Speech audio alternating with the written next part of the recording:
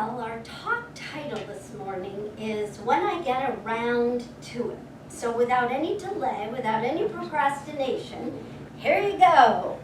Everyone can take around to it and then pass it on. And on the back, there is an affirmation for you.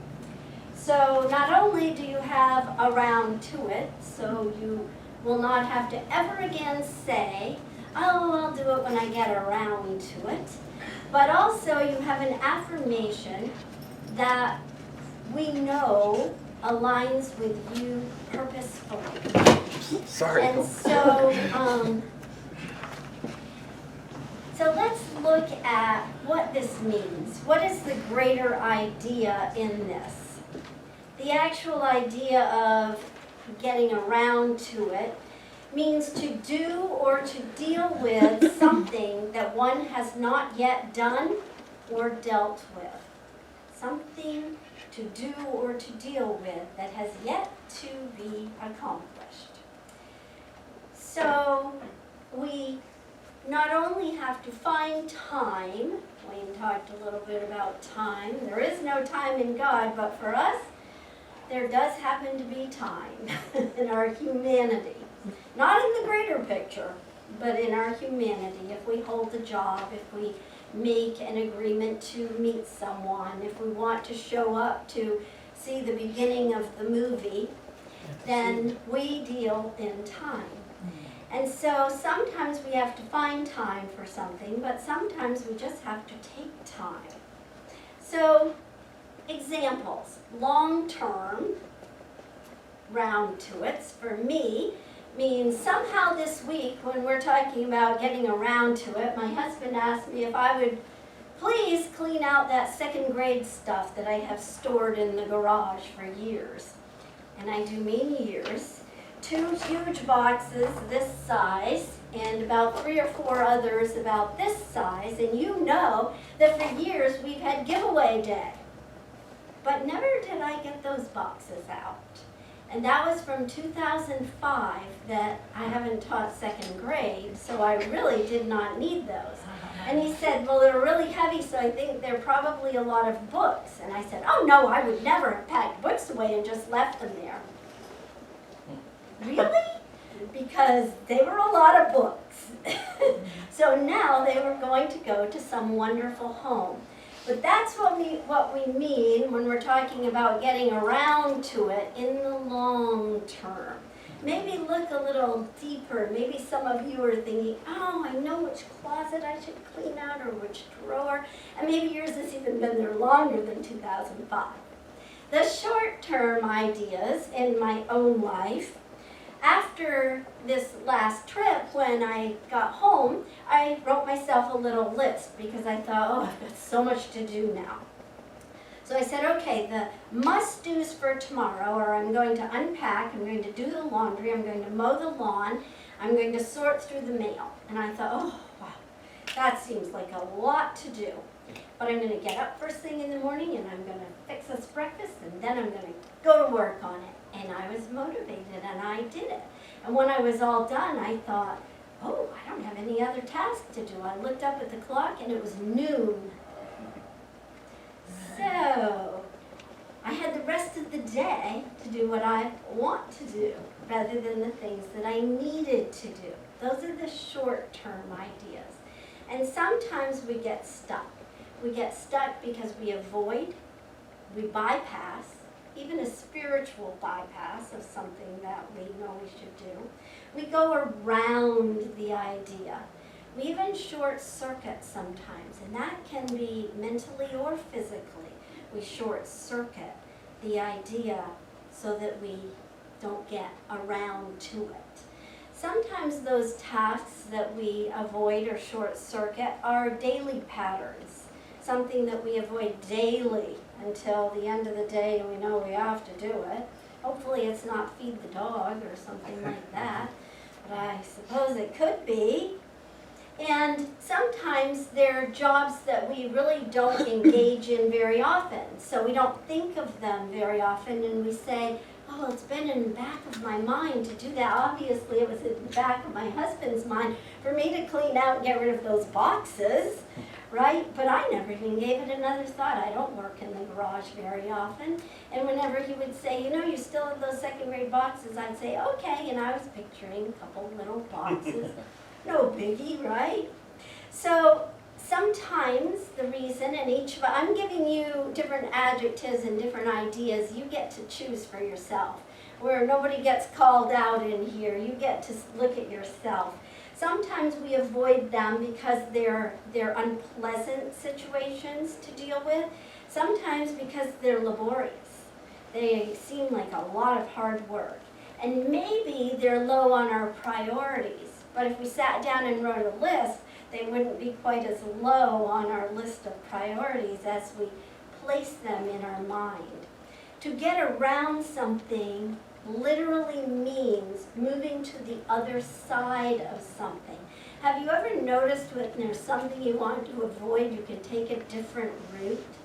It's because that something is obstructing the path. So you aren't free to just move in the direction of your dreams. And sometimes we deviate from the most direct route to avoid something. And sometimes we just simply deviate from our original plan. We get up in the morning with great intentions, and then we kind of lollygag around a little bit. Next thing we know, well, maybe I'll save that for tomorrow. It's kind of a big job, and half the day's gone by now. So it really wasn't my fault. It was the doggone clock, right? Well, the irony is there are no pros to procrastination. In terms of pros and cons, there are no pros. There are no benefits to procrastinating. You know, it's like delaying the inevitable. We're kind of building a dam, and things are going to bump up against that dam, and they're going to grow and grow and grow until finally, as Deborah said, things tend to flow. They're going to come crashing down on us. We're going to have to deal with them inevitably. So there are no real pros to procrastination. The Dalai Lama says there are only 2 days in a year that nothing can be done. One is called yesterday, the other is called tomorrow. Today is the right day to love, to believe, to do, and mostly to live. Now is the only time that anything can be done, actually. I think we quite often kind of wait around and think maybe those things are going to disappear. Or maybe we expect somebody else to kind of fix things for us. But expecting someone else to fix things is futile. There are challenges in this world. We all know that. We all see it in the news. And when we came back from vacation recently, we turned on the news and said, you know, things really haven't changed. Exactly the same thing was going on before we left. Now is the only time we have to act.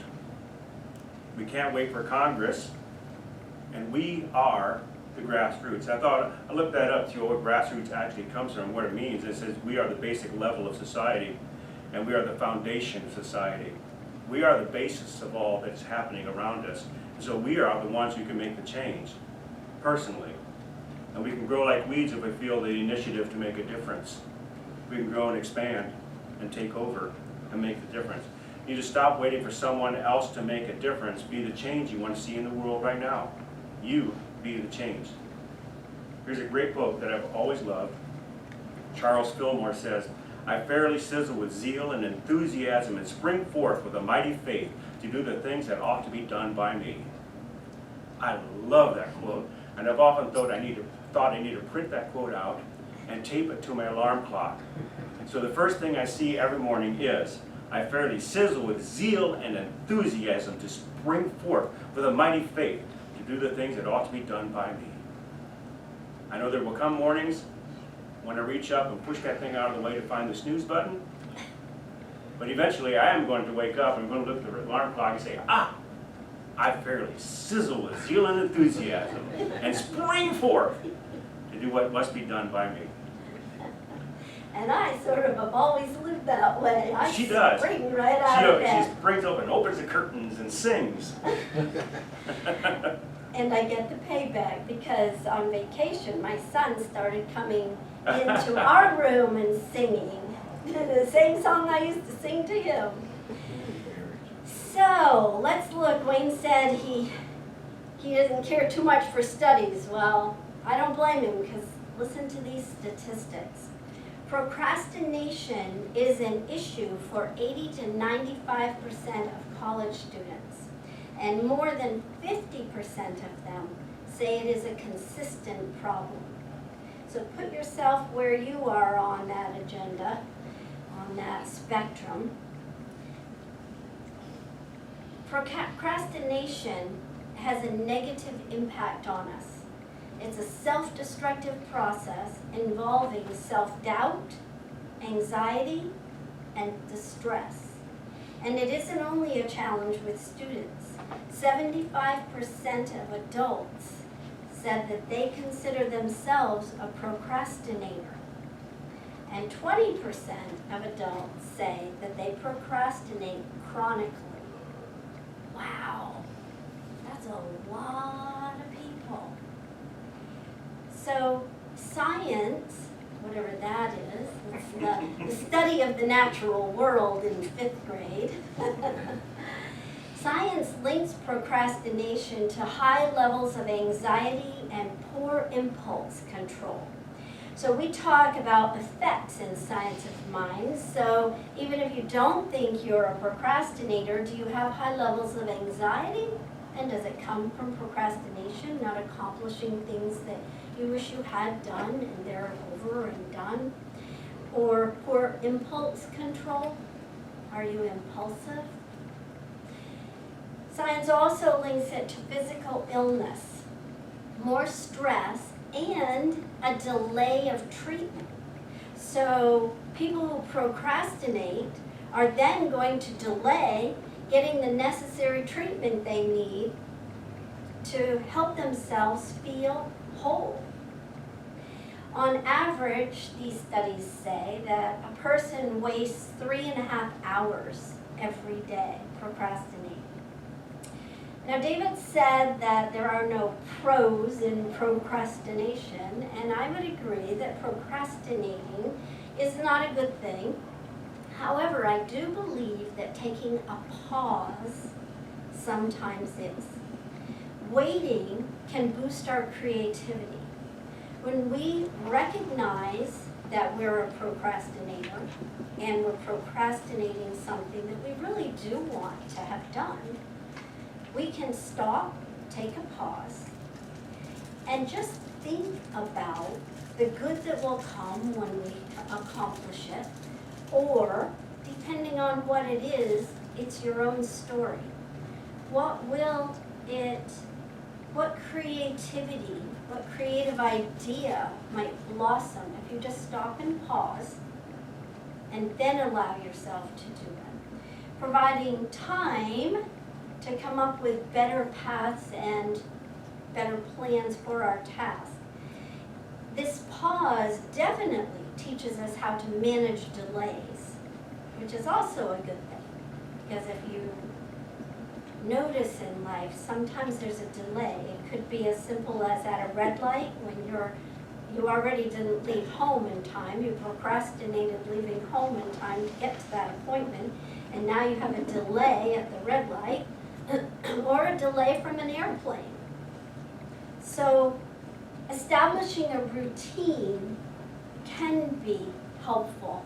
And I personally believe in engaging in self-bribery. When I accomplish this task, I'm going to blah, blah, blah. I know one thing that works for me is go out and just float around in the pool. Then I'm going to get whatever I need to done if I have given myself that mark that once I get this and this done, I can just go float in the pool. Yeah, so I think the key to the whole thing is figuring out what is the mechanism that is causing you to put off that thing which you know is yours to do and allow you to actually just go ahead and just do it. Just do it. Just do it. Nike. Abu Hamid al-Ghazali was a 12th century Muslim philosopher and mystic. He said, knowledge without action is wastefulness, and action without knowledge is foolishness. Kind of a deep statement. I like the first part of that. Knowledge without action is wastefulness. Do you really know what needs to be done, or do you really feel like you don't know what needs to be done to make a difference in the world? Do you really know what is yours to do? Can you really say that you don't know what is yours to do? Or is the truth that you don't think your opinion really matters, or that you're too small to make a big change in the world? Truth is, you are God in expression. That was one of the statements we made earlier today in the belief statements. And we claim that God is all we are, and so therefore I must be God in expression, expressing God through the world. Burying your head in the sand will never fix anything. And in the long run, it will not protect you from anything, because as soon as you pop your head back out of the sand, all the stuff is still going to be there. And more than likely, more stuff is going to be piled up around it, because you haven't dealt with anything yet. You have to stand up, do what is yours to do, and make a difference. There's a great metaphysician, his name was John Wayne. He said, courage is being scared to death and saddling up anyway. Not knowing what is yours to do yet takes a little bit of inner awareness, examination, to come up with that, and then being brave enough to do it, to make the difference. Henry David Thoreau's conclusion after he wrote the book Walden, he said, if you have built castles in the air, your work need not be lost. That is where they should be. Now put foundations under them. You have to build that which you wish to experience. It may take a little work. He also said, what is the use of a house if you haven't got a tolerable planet to put it on? If you want to make a difference in the world and make this a world that works well for everyone, you have to do it now. Don't wait. Do it. Just do it. Let's take a look at what our founder, Ernest Holmes, has to say about this topic of procrastination. He definitely has an opinion, and it's awesome. Ernest Holmes has an opinion? He does. He says, one of the great mistakes of our spiritual life is we are very likely to procrastinate the day of good. The laws of mind and spirit may be just as scientifically applied as the laws of physics and chemistry. The summed up knowledge in the field of science of mind, and he describes the summed up knowledge in science of mind as branches of metaphysics, psychiatry, psychology, provable faith, and workable thought. He says that summed up knowledge has delivered to us a scientific principle and a definite and specific technique, a way to use the principle. So I want to talk about that a little bit. He talks about spirit as being warmth, color, beauty, light, feeling, emotion, and he says that since it's personified in us, it must be personal to each of us. What he's saying is that spirit is usable, that we use this thing called life to activate our own life. As we transform our own thought, spirit responds to us. We are the changeless principle of life. It is indwelling. This is how we co-create in life. So in Science of Mind, we often talk about, and we have today, spirit as love. And therefore, so are we. If spirit, if God is all that is, and I am, then I must be that. There's nothing else for me to be. So the same thing is true of law. As God, as spirit, is law, therefore, so are we. To procrastinate is to postpone our good. This, as Ernest Holmes says, is the great mistake. To procrastinate our day of good. So it's not just about the things we put off or the situations, but also about our attitude, our mood, our thought, and the life that we do embrace. Yeah, this little round Tuit seems kind of silly and meaningless and kind of catchy, but that's kind of the point. Because we tend to trivialize the importance of the sentiment. Sometimes we try to find excuses not to do what ought to be done by us, as we should do. We don't find things that we should do. We tend to relegate parts of life, by the way, this one wild and precious life that we have, to states of irrelevance. Some parts of our life are not as important, so therefore we don't validate them as much as we should. This life, this here and now, is our only opportunity we have to make life serious, to take life seriously and live up to our higher potential. To be the magnificence that we truly are. We need to recognize that truth of who we truly are. We need to recognize your God nature and to actually be it. Keep your hands on the wheel and your head in the game. There's a lot of chaos in the world today, and it can use all the focused direction and attention we can get. Living the Science of Mind is about living consciously in the present, not putting off or going into denial. It's about creating the larger life in this now moment. And it's not about fixing what was broken in the past or hoping for a better future, but realizing what is perfect in this now moment. Around to it is a wake-up call. It's a reminder to take action here and now. So don't let life suck the energy out of you. Make conscious choices and step up to the plate to own your own actions. There's a site online that talks about 4 steps that we can use. One of them is, what's with the weight? As David said, face it. Is it something new, something hard, something that's fear-inducing for you? Is it something you don't feel like you know how to do very well? Or is it something else? Is it something that's more fun? And maybe you don't feel like deserving of that. Face whatever it is so that you can overcome. The second one is to prioritize. We must do versus I want to do. The musts have to be planned. They have to be completed. If I want, or if I must pay if I want electricity, I must pay the bill. So the must is to pay the bill so that I can have the electricity. There are things in life that we need to allocate time for. And the third is to enlist help. One of my personal favorites is to make trades with people. I'm really good at doing this, and I notice you're really good at doing that. Could we trade services? Would you do this for me and I'll do that for you? I've been trying for a long time to get my daughter to clean the house more for me and make a trade. She doesn't want to, though. That's okay, that's her choice. Good for her. Now, the fourth one is to take baby steps. Sometimes we hear a talk like this and we're like, oh man, that's me, I'm a procrastinator. And now I feel terrible about myself. No. Then you got the wrong message.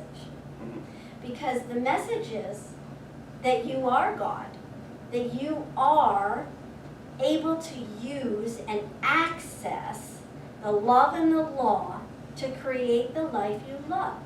And if you're not right now, step 4 says, give yourself grace.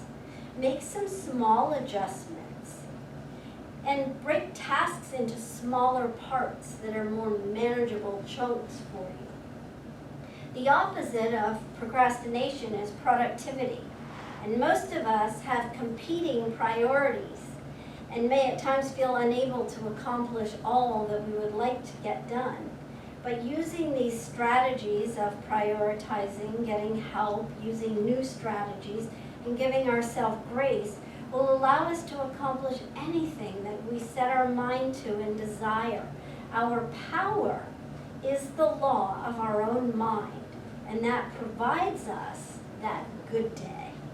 Yeah, you're more likely you're not going to fix all the problems of the world right here and now. Probably not going to happen. But Mother Teresa says, in this life we cannot always do great things, but we can do small things with great love. Do what you can. in the here and now and take one step at a time. Like the tortoise, that's why the tortoise beat the hare.